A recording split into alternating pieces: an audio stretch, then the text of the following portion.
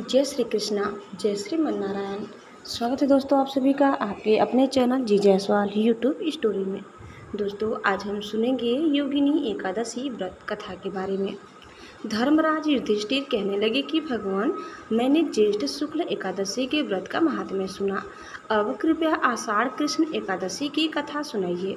इसका नाम क्या है, महात्म्य क्या है, यह भी बताइए। श्री कृष्ण कहने लगे कि हे राजन, आषाढ़ कृष्ण एकादशी का नाम योगिनी है। इसके व्रत से समस्त पाप नष्ट हो जाते हैं। यह इस लोक में भोग और परलोक में मुक्ति देने वाली है।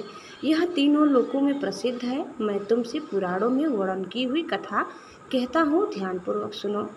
स्वर्गधाम की अलकापुरी नामक नगरी में कुबेर नाम का एक राजा रहता था। वह शिव भक्त था और प्रतिदिन शिव की पूजा किया करता था।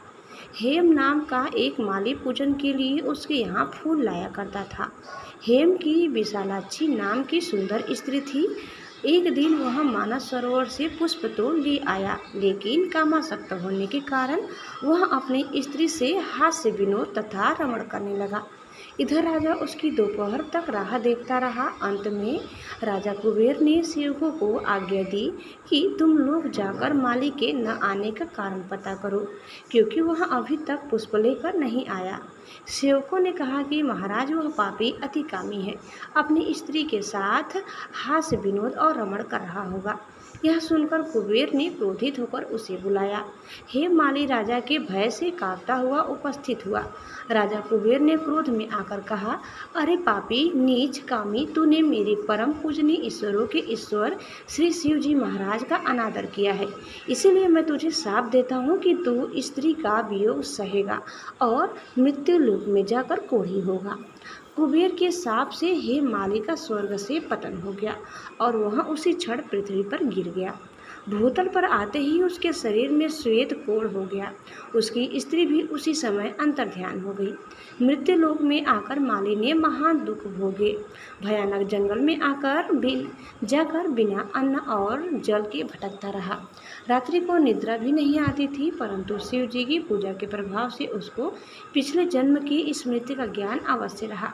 घूमते घूमते एक दिन वह मार्कंडेय ऋषि के आश्रम में पहुंच गया, जो ब्रह्मा से भी अधिक वृद्ध थे और जिनका आश्रम ब्रह्मा की सभा के समान लगता था। हेममाली वहां जाकर उनके पैरों में पड़ गया। उसे देखकर मार्कंडेय ऋषि बोले, तुमने ऐसा कौन सा पाप किया है जिसके प्रभाव से यह हालत हो गई। हेममाली ने सारा वृत्तांत कह सुनाया। यह सुनकर ऋषि बोले, निश्चित ही तूने मेरे सम्मुख सत्य वचन कहे हैं, इसलिए तेरे उद्धार के लिए मैं एक व्रत बताता हूँ। यदि तू आषाढ़ मास से कृष्ण पक्ष की योगिनी नामक एकादशी का विधि पूर्वक व्रत करेगा तो तेरे सब पाप नष्ट हो जाएंगे। यह सुनकर हेममाली ने अत्यंत प्रसन्न होकर मुनि को साष्टांग प्रणाम किया।